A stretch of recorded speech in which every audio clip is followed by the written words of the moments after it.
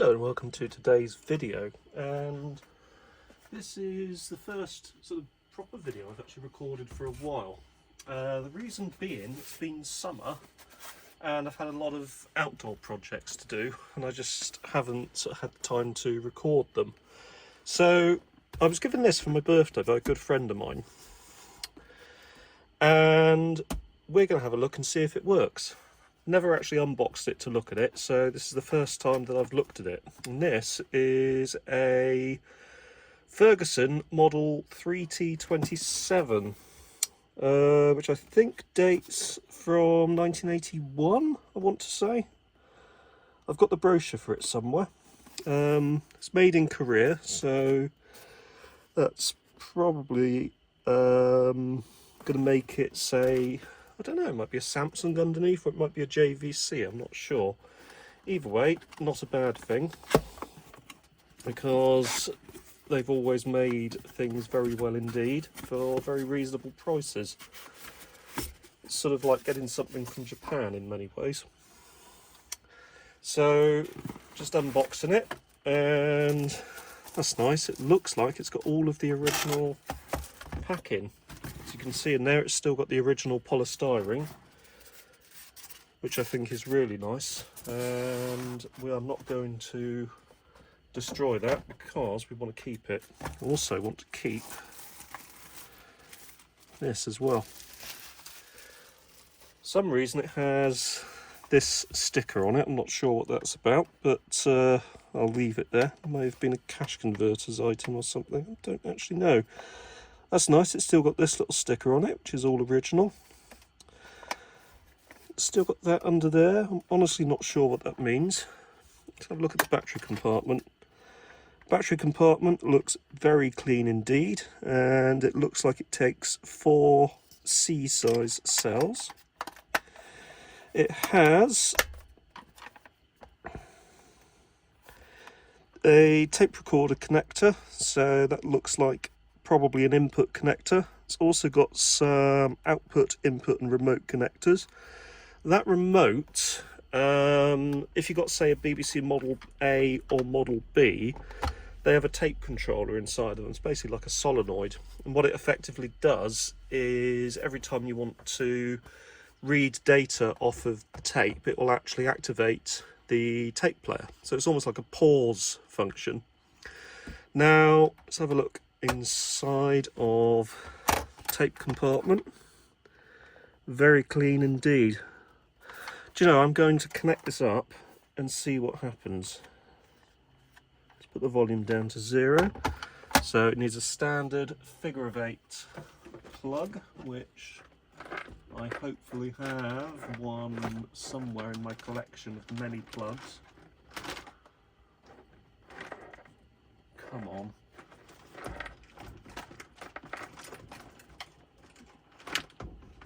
What's this? That's not a plug. That's actually a transformer. Right, bear with me. I'll be back shortly.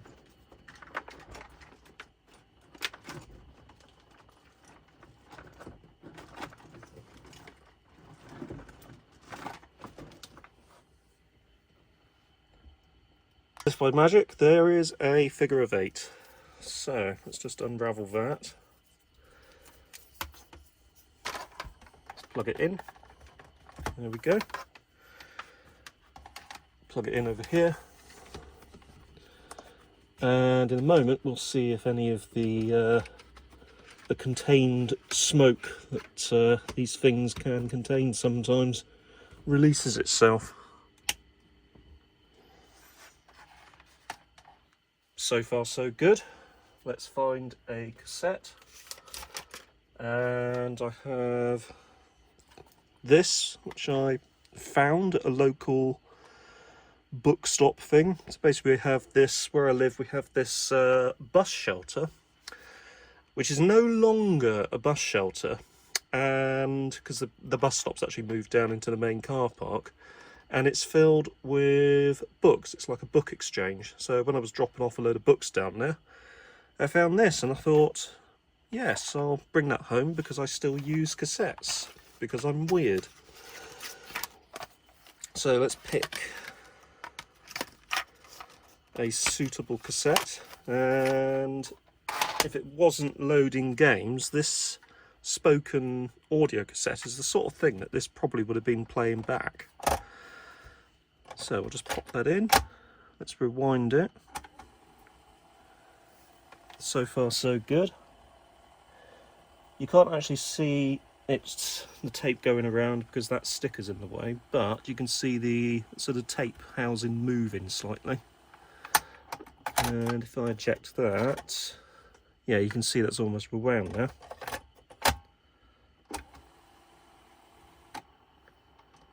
So there's no auto stop. Let's hit play. Put the volume up a little bit. So that's position 3.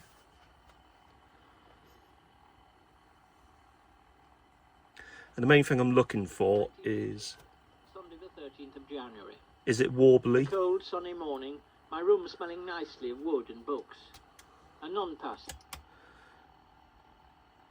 Well, it sounds like Alan Bennett. Nuns now dressed like nurses. Gone the voluminous black, the starched coif, the twinkling rosy face. These days it's a nanny's uniform. So we'll fast forward it a bit and then we'll turn it over and see how it is playing when it's got a little bit more on the take-up spool. There we go.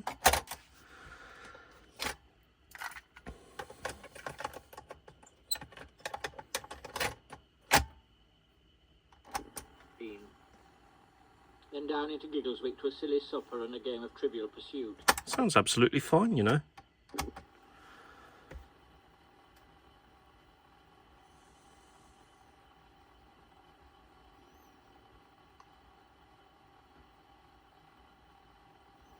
So just fast forward it to the end. Have a look. Yeah, that's turning fairly quickly.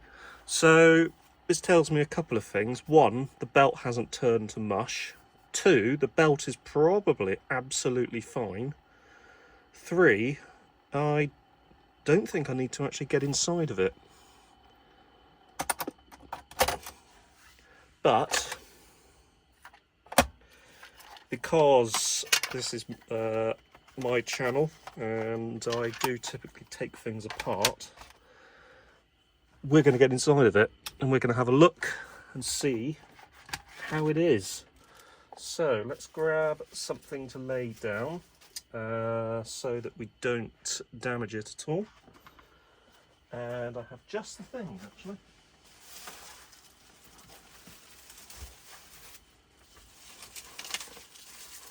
Noises in the background.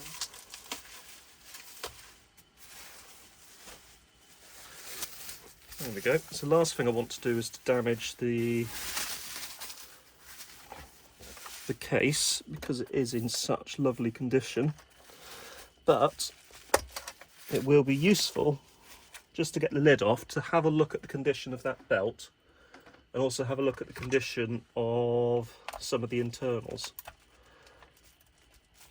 And thankfully there's only 4 screws, so it would not take long to get those out. So the reason why I like to do this is first off to check the belt. I think I've just said that, you know, but it's always a good idea when you get things like this, when the condition's unknown, is after you've tested that they work, have a look, see if there's anything that immediately needs replacing. There's something you don't really see much anymore, the kite mark. That was always the nice thing to see, it meant that it was electrically safe. So the screws are different sizes.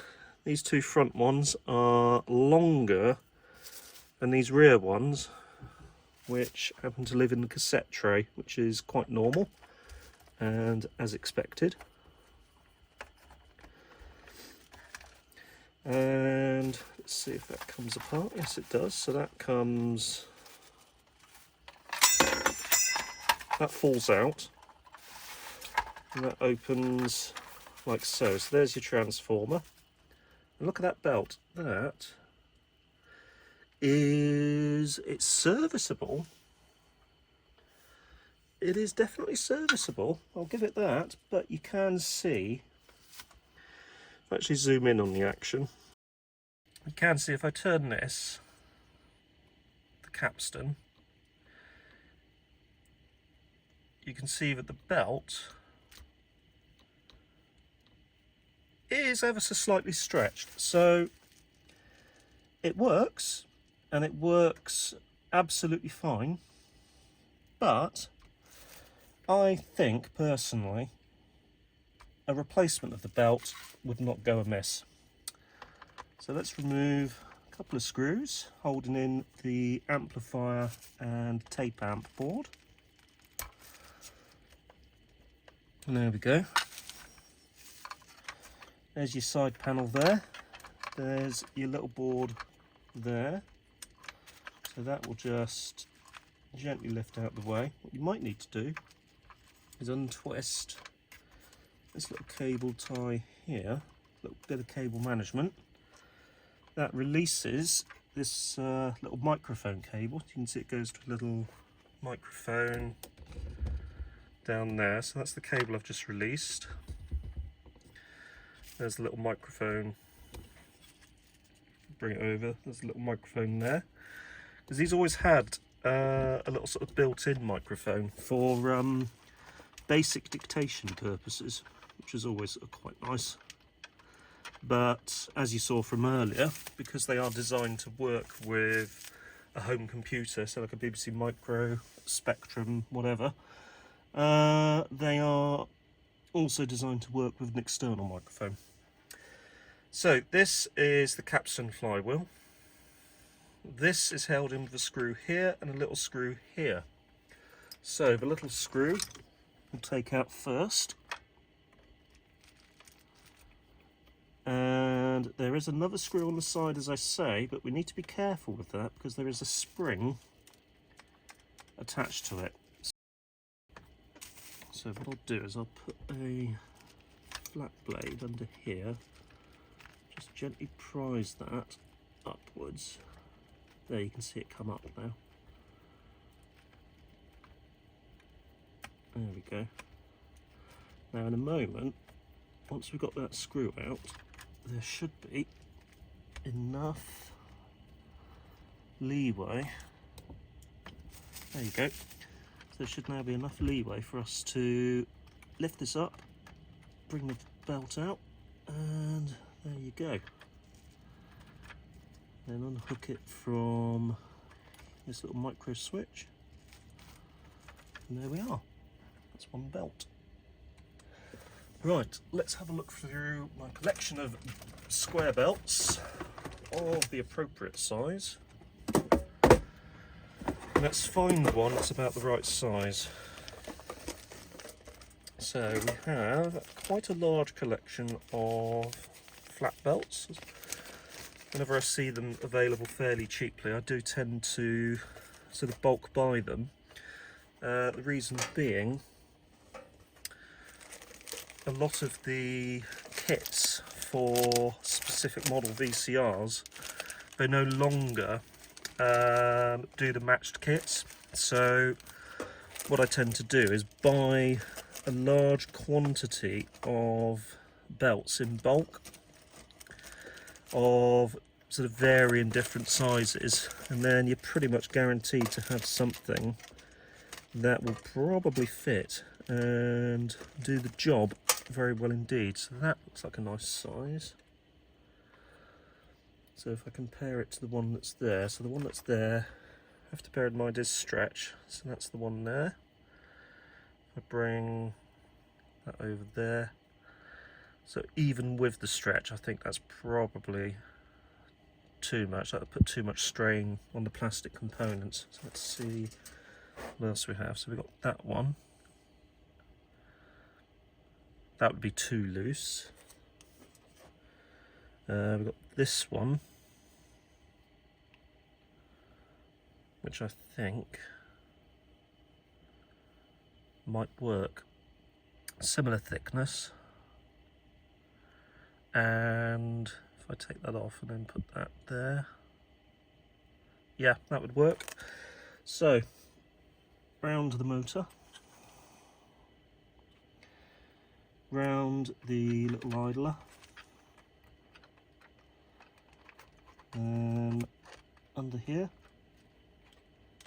under there, around there, and round there. So let's just put that onto there. There we go.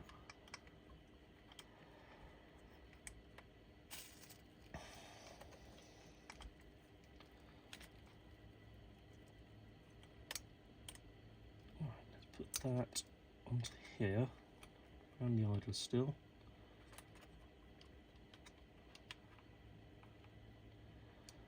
Then what I'll do is just gently run it around like that. There we go. And there we go, that's on. So that still has a nice bit of slackness to it, but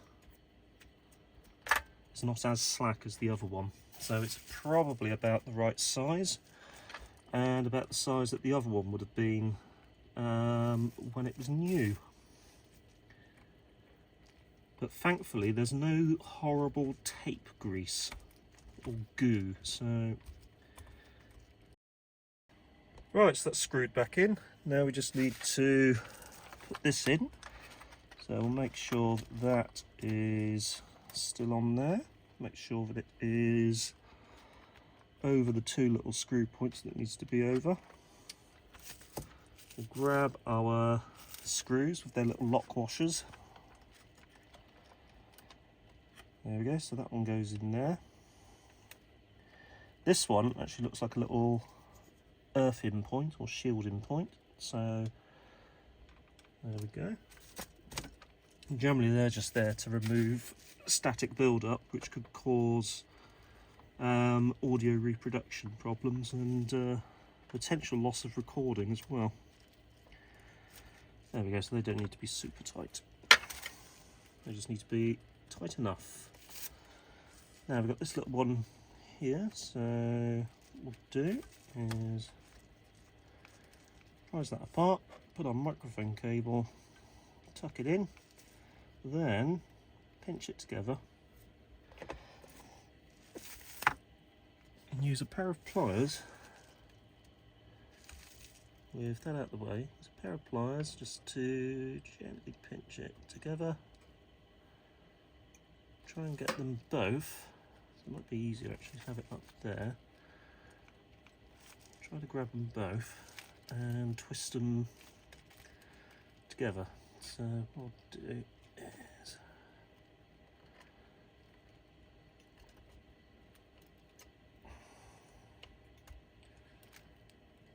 there you go, that seems to be doing the job.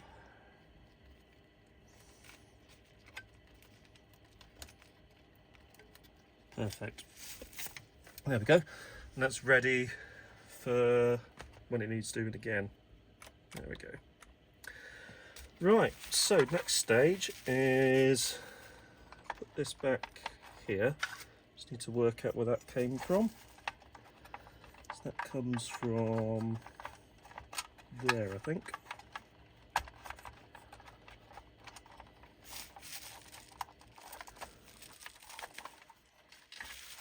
So we need to tuck that back into there. There we go. And that will come over and that will sit down like so.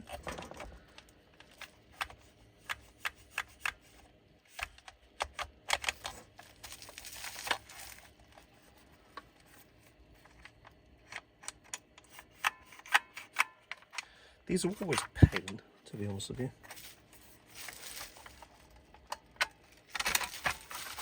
So what you do is you work out how it goes in. So obviously it's like going to be like that, so it's going to slide there. So we'll just put it in like so.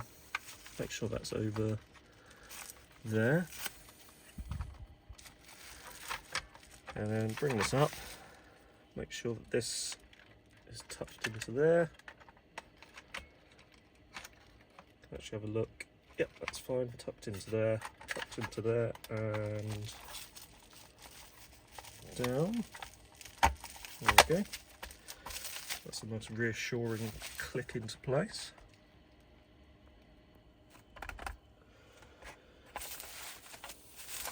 Then we have our two long ones, they go to the front. Two small ones, they go to the back. So I suppose this would be top and bottom in this sort of scenario, because obviously the handle point you would class probably as the top, and then where the batteries go, class as the sort of base or the bottom of the unit, even though that's technically the bottom. So let's do that. Let's do that. Okay.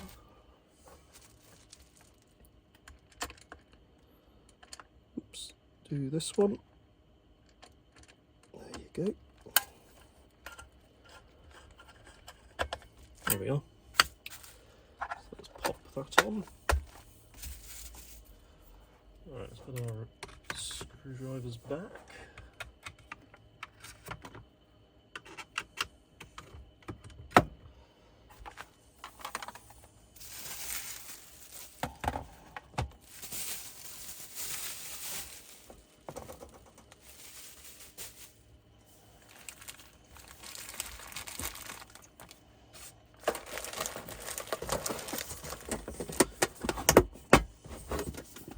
There we are, that's those out the way.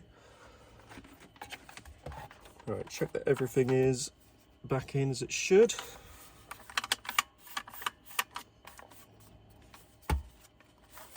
There we are, there we go. Then that.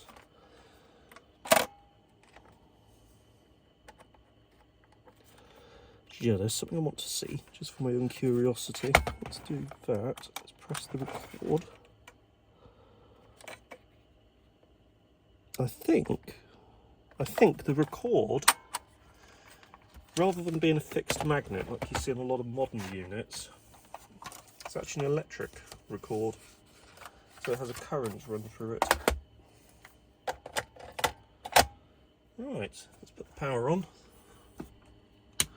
Let's see if that makes any difference.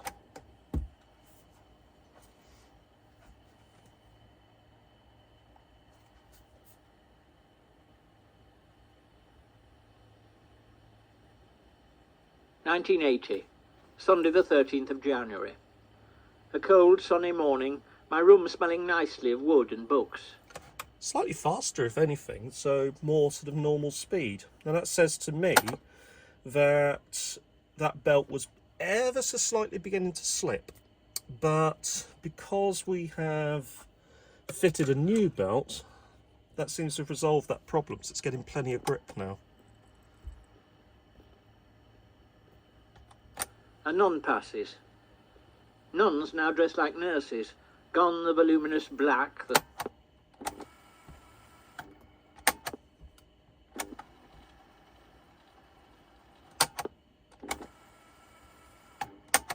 Excellent stuff.